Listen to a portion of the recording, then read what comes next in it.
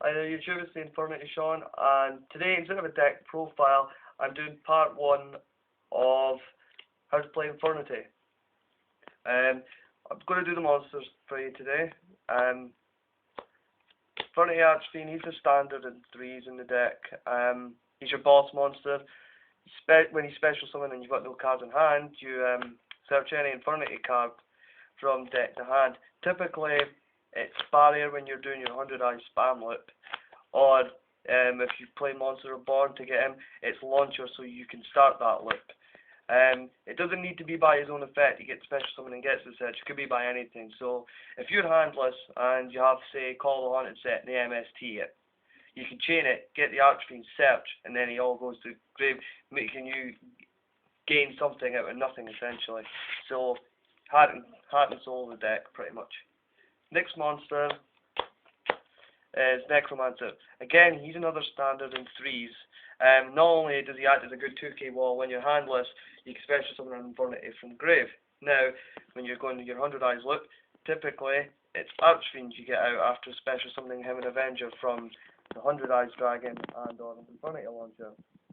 And so when you special your Archfiend, again you get to search that barrier out, which allows you to spam.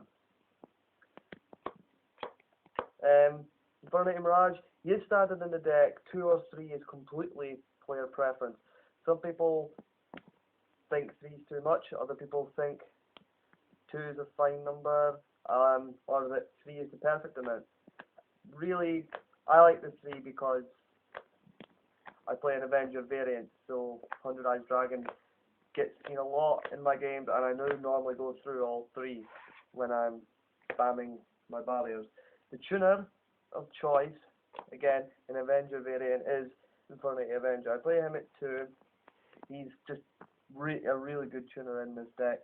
Any deck that plays barely any hand advantage, I suppose, could use this at 1 or 2 if they really wanted to.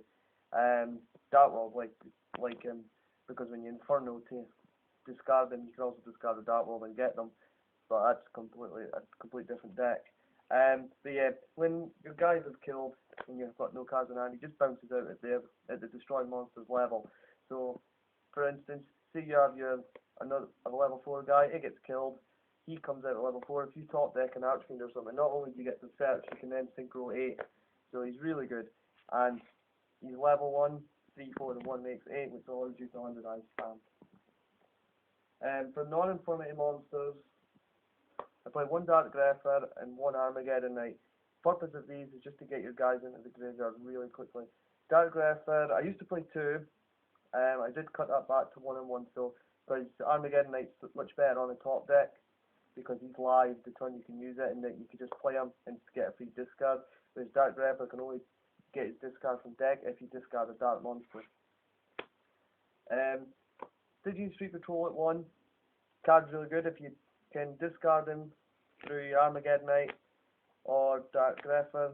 When he's in grave, you can remove him from playing special summon a Fiend with 2,000 or less attack points, which is every Infernity monster in the deck, making him such a great card in here.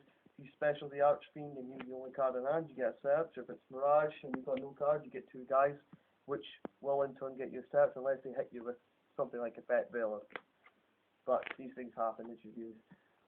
And for a non-Infernity tuner, I'm trying out Plague Spreader Zombie. A lot of people play him in the deck, I've seen it, so I'm trying him out to see what uses he has.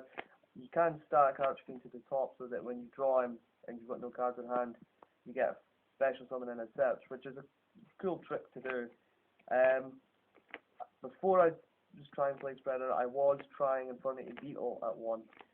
Just because when you've got no cards in hand, you could use Necromancer to bring him back out and make really easy 5s. That's the monsters that I use in my version. Obviously, again, with the Plague Spreader and the Mirage, it's completely player preference. Same with Armageddon Knight versus Dark Grepher.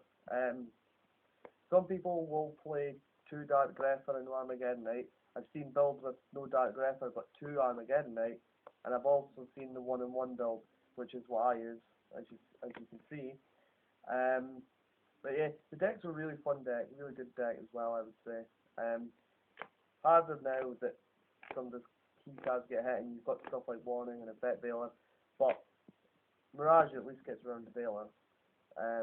But yeah, that's my monster lineup. Again, it's not really up to the player on what they want to play in it. That seems to be the typical standard.